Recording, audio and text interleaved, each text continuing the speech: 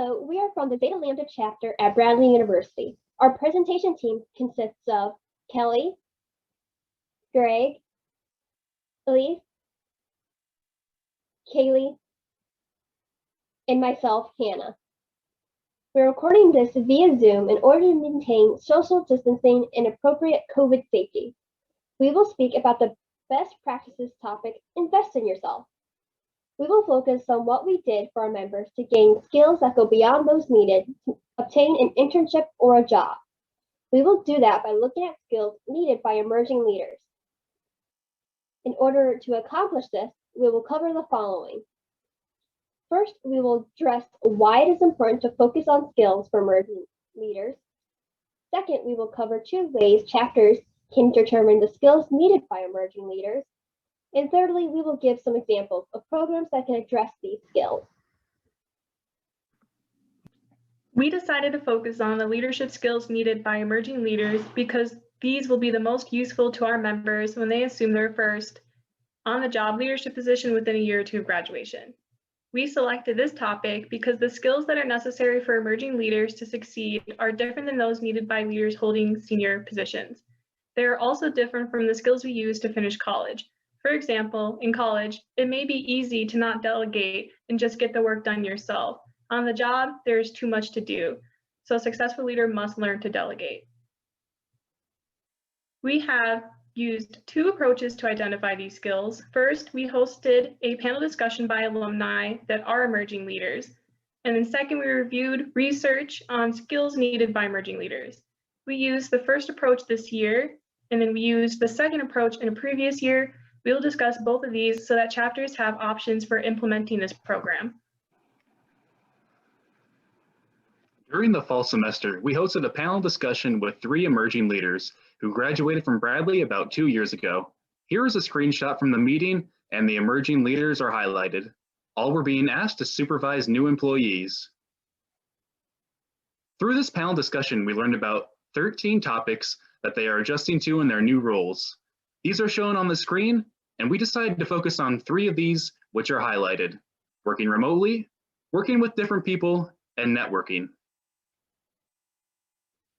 To address working remotely, we hosted a chapter meeting with a panel of 4 professionals that have extensive experience working remotely. 2 held corporate positions, and the other 2 were from public accounting firms. They discussed the challenges and benefits of working remotely and provided tips for ideas like setting up boundaries between home and work life.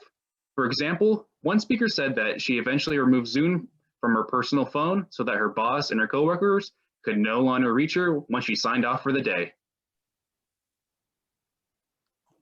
To address working with different people, we decided to use the team building exercise, 2 truths and a lie. This is a great exercise because we got to learn a little bit more about each other while adding in a few laughs as well. This can be used with small or medium-sized groups in either a virtual or face-to-face setting. You can see some of our virtual participants on the screen here. In our group, we voted for the lie by using the reaction icons on Zoom.